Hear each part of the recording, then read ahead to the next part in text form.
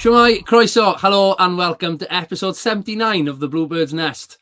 After chatting with development squad manager Kerry Phillips last week about the upcoming FAW Youth Cup semi-final, I said to myself that if the boys do well, I'd have to keep the theme going. And lo and behold, the captain and top goal scorer wasn't far away from the headline. So this week, as you can see, Captain Marvel himself, it's great to have Dan John on as our special guest. Welcome, Dan.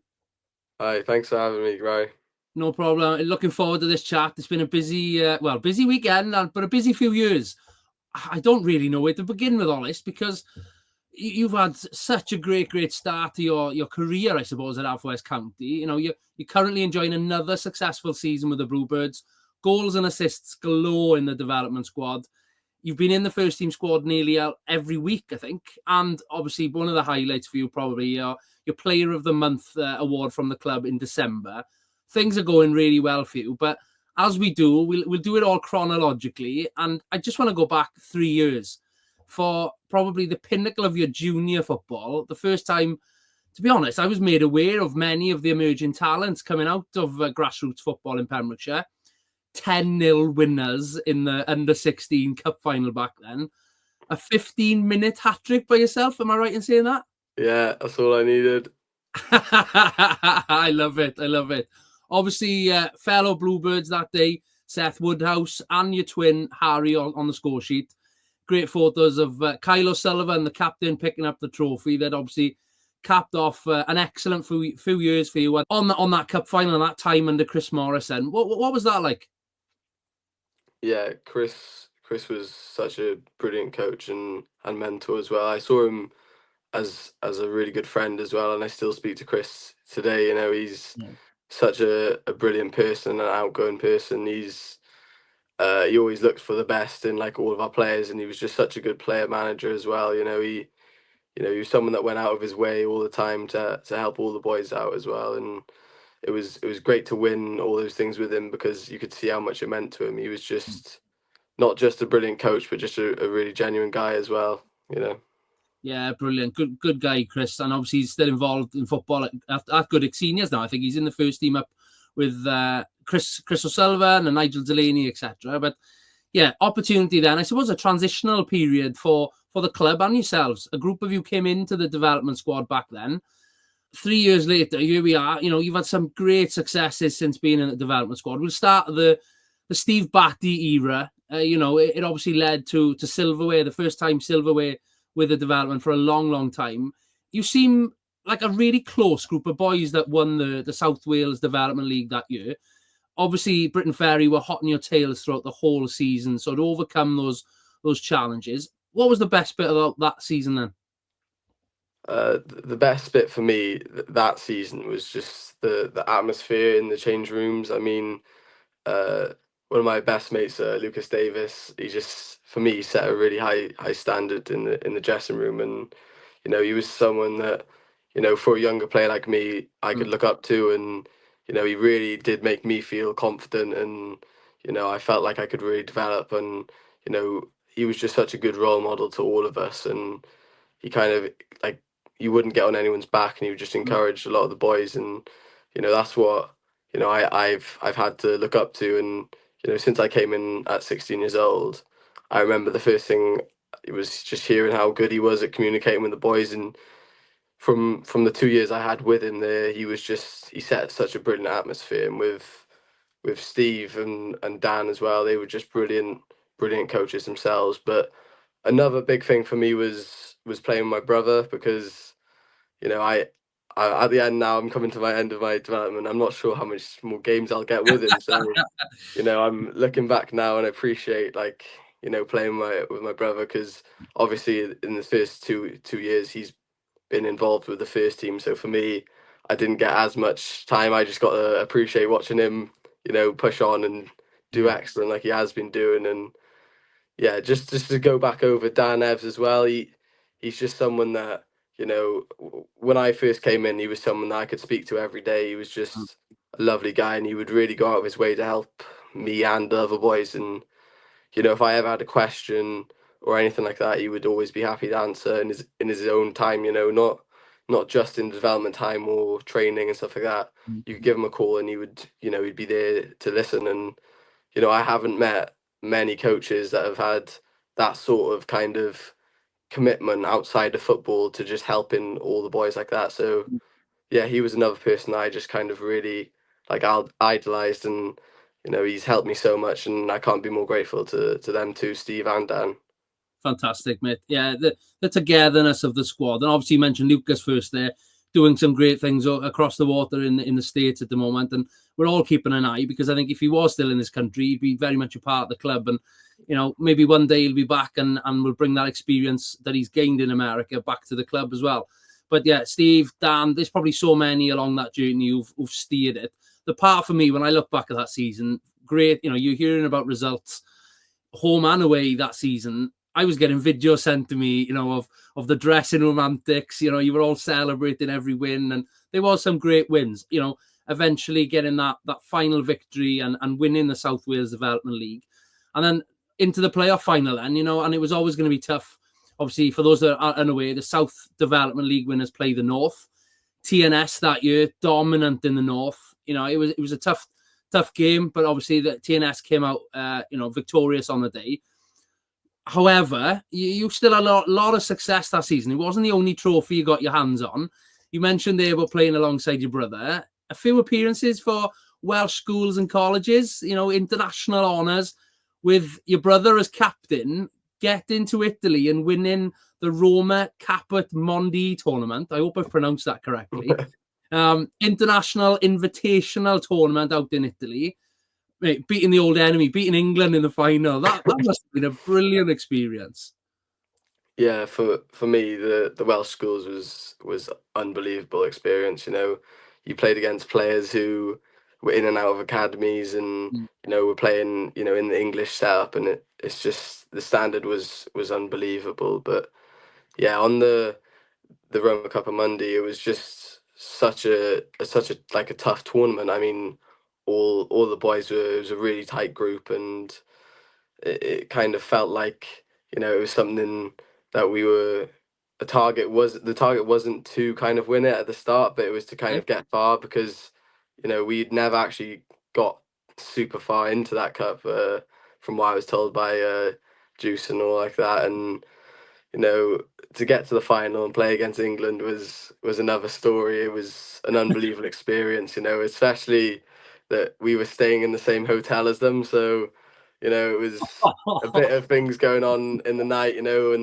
throughout the Okay. week when we were qualifying, like there was a lot of late nights with people knocking on doors and stuff like that. And once we heard that we were playing them in the final, it was a long night. I mean, everyone was kind of on edge, and when we were going down for breakfast and stuff like that, everyone was there was this dead silence in the breakfast place. So Fantastic. I hadn't really thought. Obviously, Juice was your manager of the squad there. Juice, for those that don't know, record all-time goal scorer in the Cymru Premier, a fellow striker, a fellow attacker.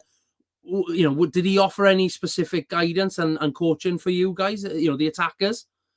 yeah, I mean, we would have conversations before every game about what the goal was, especially like he would take with the forwards, and Mm. certain other coaches would take with the midfielders and whatnot. But yeah, Juice was just, you can't really ask for someone more, Yeah. for more advice from someone who's been, who's done it in the Welsh Prem. He's the top goal scorer by quite a lot, Yeah. and I'm pretty sure he's mentioned a couple of times to me that he's the top hat tricks, in the top hat trick kind of world record near Ronaldo and stuff like that. So Really? Okay. Interesting. he's always kept that in there, and yeah, he's just another good person to learn from.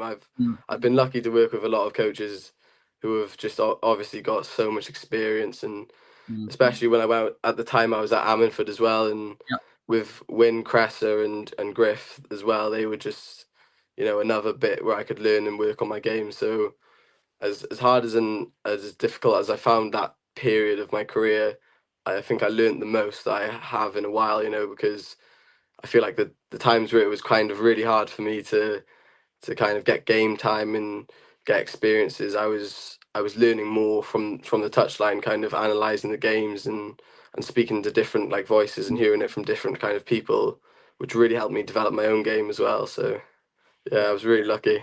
Definitely that experience in Cymru South you mentioned there with Ammerford.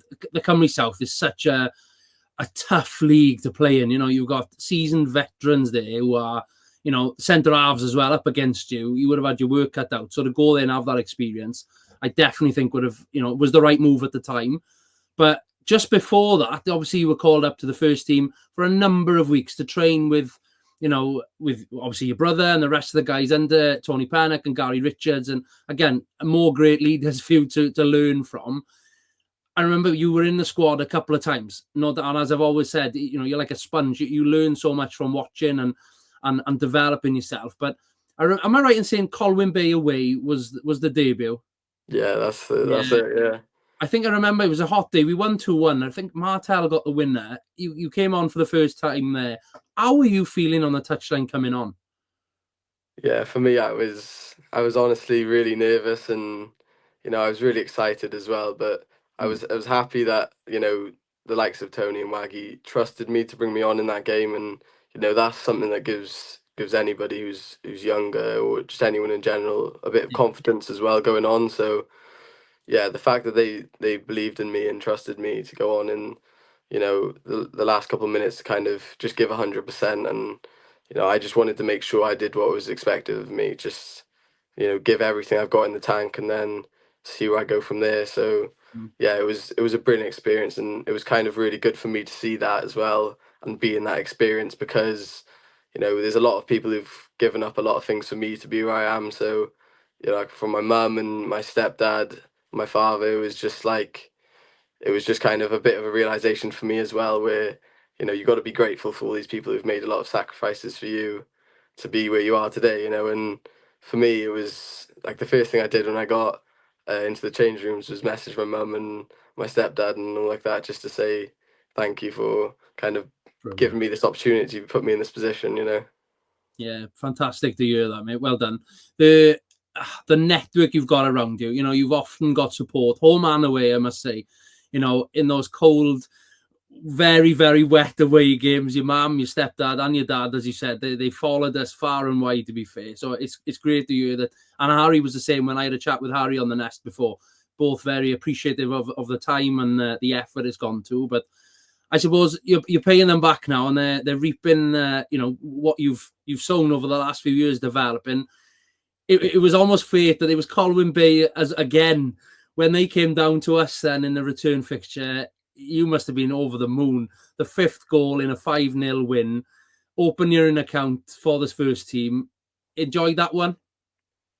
Yeah, I just remember Yori winning the ball back, and he doesn't stop working. Yori, he's such a workhorse, and then Yeah. he found me on the edge of the box, and the thing I was thinking to myself when I knew I was coming on for about half an hour was, I don't want to have any regrets when I come off the pitch. So yeah, I remember the first thing seeing you over in the corner, For seeing the me to go camera. over, and I was so excited that you caught it on camera. So I run over, and then having my brother come over to me as well was unbelievable, because I mean, to share the pitch with him as well, it's such a brilliant experience. I mean, I appreciate every time I'm playing with him, and to score and then him come over and look at me like he couldn't believe it. He looked at me as if to say, how have you done that when I've been here for longer than you.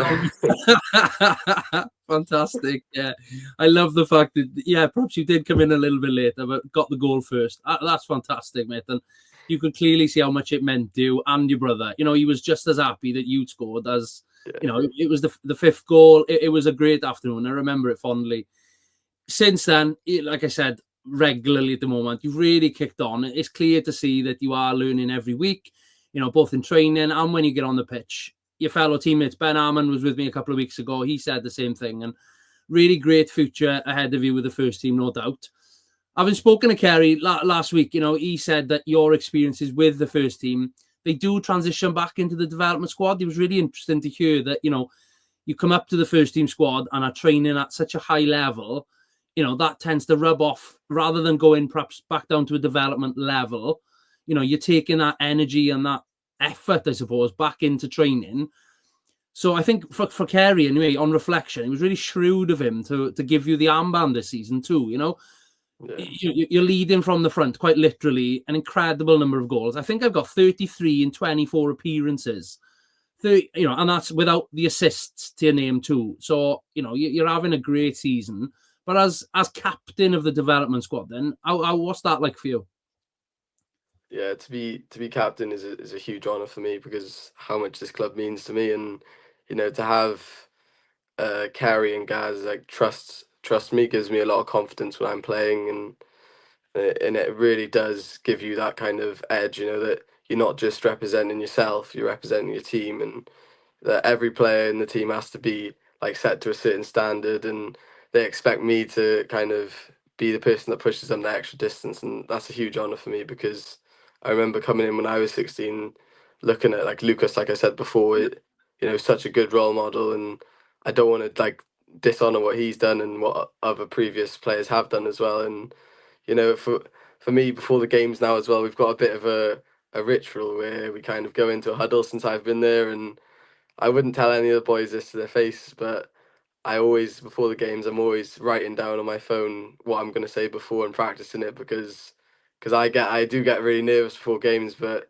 I make sure that I'm trying to help everyone else as well as myself to try and give them that little edge and that kick kind of to start off with some sort of intensity, and we can carry that on in the game. And there's only been one defeat since we started doing it, and I think we've been doing it for about eight or so games now. So hopefully we can keep doing it every week, and it keeps working. Mate, that's fantastic. Yeah, I love that. And the leadership skills coming out in you. You might have taken part of other people you've seen in the past, but you're making it your own. And I love that. And okay, what was interesting for me again, Kerry said last week, the boys have set themselves targets this year, and I thought that was quite interesting. They've let the core group sort of choose what are the aims this year. No doubt defending the league title high up the list there. You're currently top of the league with a handful of games to go, so still very much on the cards to retain that trophy. But Kerry also mentioned that the boys had set themselves the challenge to go on a cup run, and yeah, as we know now, you overcame Newtown in the semi on Sunday. I was at home watching. I couldn't take my eyes off the Cymru football app. 84th minute, I think it was, trailing 1-0. And lo and behold, there you were. Who else? Equaliser, got the goal. First off, then, what was the goal like on Sunday?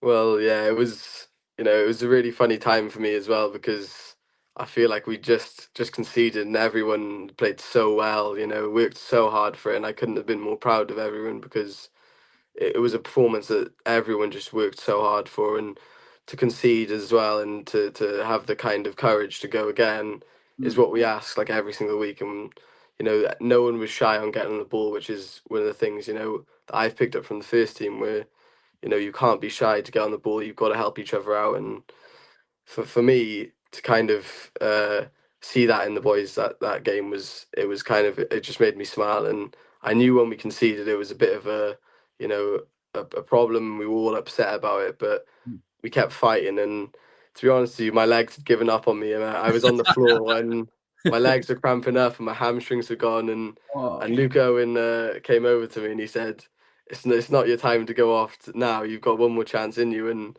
about 2 or 3 minutes later, he's played a ball over the top for me, and I've put it past the goalie, and I just can remember sprinting over to see him, and he looked at me, and we both kind of knew, yeah. this is something that happens in movies. It was amazing experience. I was so happy.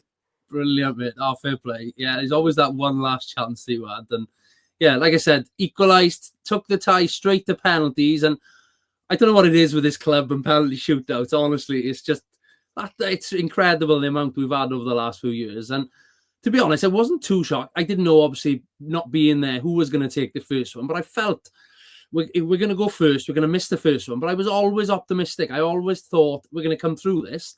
And that's literally what happened. We missed the first one, unfortunately. But boys took it the distance, had that resilience to come back.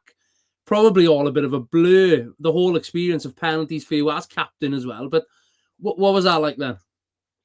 Yeah, for me, it was a brilliant experience. I mean, I was trying to find a reason in my head when I was I was cramping up the end of the game, and I knew we had penalties. I was thinking to myself, oh, why don't I want to take a penalty? Is it because I'm cramping up, or is it, because I'm scared? And Yeah. I wasn't gonna let something like fear or something like that be a reason for me not to take a penalty. So I had to kind of take one as well. And when we were going up to take to decide to toss the coin to see who takes the penalties, the referee said to me, he said, yeah, blue or red, and he's tossing the coin, and I was looking at him like, what do you think I'm going to choose? And we luckily got blue, and I said to the boys when it landed on blue, this is a sign for us. And Yeah. missing the first pen was obviously, it's scary, especially when you kick first as well, because it puts a lot of pressure on the other boys. But I was so impressed with the boys already, off that kind of performance, that I kind of knew that Corey would save one, because lately he's been doing really, really well for development, and he's come on so far, and it's impressive to have, like, it's just really nice to see people come on that far. And everyone had a cool head, and Mm. I was so happy that we came back. And I mean, the scenes after the game was unbelievable, so it was a great experience. Fantastic, mate. That's great to hear. And like I said, I had every faith, as did many people right across the club. We were all in communication on Sunday evening, watching it on the Cymru football app. So Corey saved the last penalty, did he? Yeah, oh, well, it was skied over the bar, but Oh, it brilliant. was it Yeah, was still one he saved before that, which was yeah, very impressive as well. yeah, yeah. Oh, fantastic to hear. And the boys must have been pleased. And yeah, I won't ask you what Sunday evening was like on the way home from Aberystwyth, but no doubt you all enjoyed. Fantastic. Cup final then. Obviously, it's a couple of weeks away. The venue is to be confirmed, but we'll face Carnarvon, who beat Newport County in their semi-final. So it's very much a North versus South final, and an exciting prospect. Likely to be early April, I'm hearing, but I'm going to do my very best to clear my calendar for that one and be there. Like I said, likely to be Aberystwyth perhaps in between, but maybe a Nest Live commentary for the occasion. A first ever FAW Youth Cup final. And for you then, Dan, as captain, what are the feelings now? You must be really excited about it, I suppose.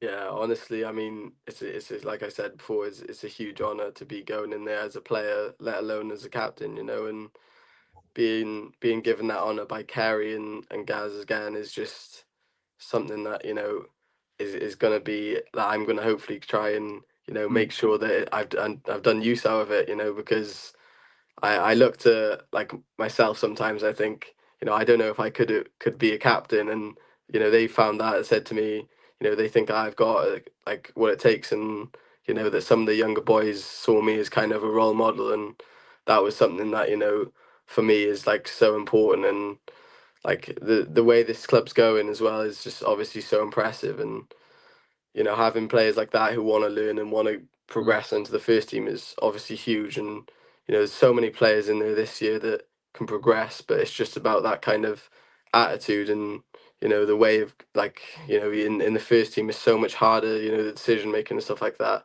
But yeah, going into the final is obviously a huge experience for me, because I've never been in a game, like, for the FA Youth Cup. mm, Last year we struggled to get far, and this year, I mean, we've got a lot more kind of squad depth. I feel like, as in, defensively we're doing well with Jayad, and he's come back to us, and he's been a huge help to us. And we've had recent players like Dylan, who's come from the college, and mm. he's done outstanding so far. So to be where we are is kind of, is I'm already super proud. And I hope a lot of the boys are going to step up as well in the final, and we can make history. That's the end goal. But for Yeah. now, we've got to focus about the next few games in the league, and make sure that we're fighting for the league as well, because a lot of the games now are, you do or die. We've got to win every single game and hope that games go in our results. So yeah, we got to keep fighting for that first, and then as soon as that comes, we focus on that.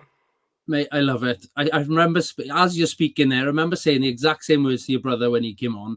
The pair of you are wise beyond your years. You're very humble, and it's inspiring to hear, mate. You're the future generation of the club coming through now, and it is really great that you're keeping your feet firmly on the floor, but you've definitely got the aspirations and the ambitions to enjoy this journey with the club. It genuinely is great to hear that, mate. And it would be great to see people travel up to that final. whenever the date and venue are announced. I'm thinking Aberystwyth it'll be again. So Cleddau Casuals, I'm looking directly at you there. Get the drum up to Mid Wales and support the boys.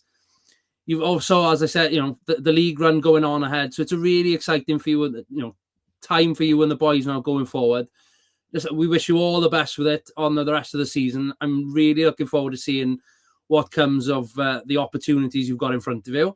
There's goals on the way, I'm sure, for you in the development and in the first team squad. I'm looking forward to it all. Dan, thank you for your time to chat with me. I will see you this weekend as we travel up to take on the league champions-elect at the moment, TNS. Massive game for us.